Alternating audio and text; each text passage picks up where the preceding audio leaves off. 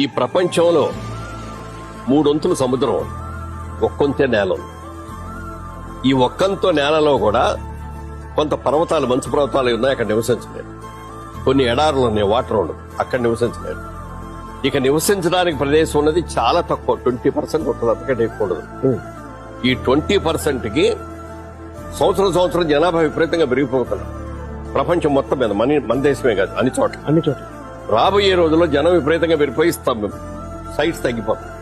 So ల్యాండ్కి విపరీతమైన గిరాకీ వస్తుంది రాబోయే రోజుల్లో అని ఒక ఆలోచనతో నేను సంపాదించిన ప్రతి పైసా రియల్ ఎస్టేట్ మీద పెడుతున్నాను, మొత్తం ప్రాపర్టీస్ కొంటాను అన్నాడు.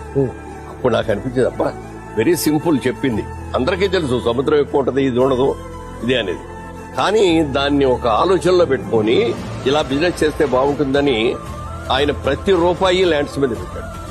అంటే ఆ రోజుల్లో ఎకరం 5,000 రూపాయలు పెట్టుకున్న ఎకరం 50 కోట్లు